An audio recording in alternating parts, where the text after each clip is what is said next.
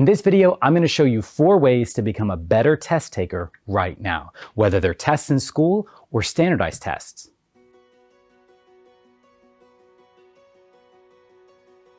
Tip number 1 is to take care of your body. Now, a lot of people ignore this. They think that they're just brains floating around taking tests. Your brain is always in your body, so you got to take care of your body. If, for example, you give yourself 1.5 hours of sleep, you're going to be exhausted during the test. You're going to forget things. Give yourself that full night, 8 hours of sleep, rather than staying up all night and cramming. If you go into a test starving, all you're going to be thinking about is food. Make sure you have the right amount of food, your normal breakfast, in your stomach the morning you take a test. And if you can, bring a snack with you into the test. Maybe something with a little bit of sugar to pick you up if the test is 3 or 4 hours long. Finally, make sure you have enough water. Being hydrated is really important because you don't want to be thinking about water or having to get up to get water in the middle of a test. It's the simplest thing, but it can really help you get control of your testing environment. Tip number 2 is you need to be strategic about what you know.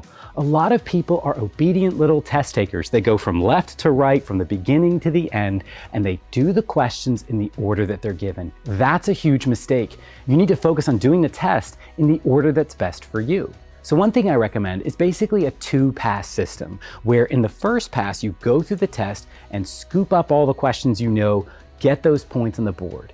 Then, leaving all those difficult questions for the end, you go back through them. So you run out of time on questions that are difficult, questions that you knew you were going to struggle with, not on the easy questions at the end. Now, here's a warning. If you're going to skip around on a test or go through it in 2 passes, you have to make sure that you take time to correctly fill in the bubble sheet, right? If you're going to skip 3 questions on a multiple choice test and you have to enter it into a bubble sheet, you better make sure you skip those 3 questions in the bubble sheet. Otherwise, you're going to make a mess.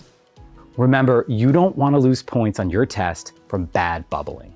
Tip number 3 is you need to look for wrong answers. A lot of people call this the process of elimination, but they don't really know what that means. Process of elimination means that you look for wrong answers instead of right answers. Think about it. Most of the answer choices you're going to see on a standardized test are wrong.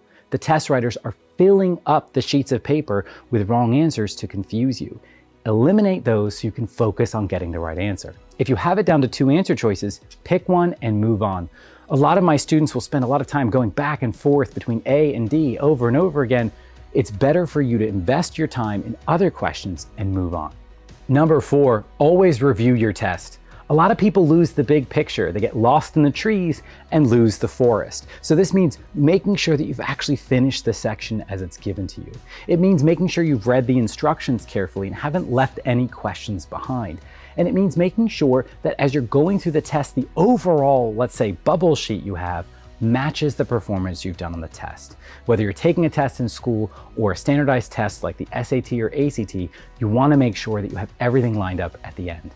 So if you're struggling on tests, whether they're tests in school or standardized tests, these 4 tips will help you become a lot better and more confident that you can succeed on test day.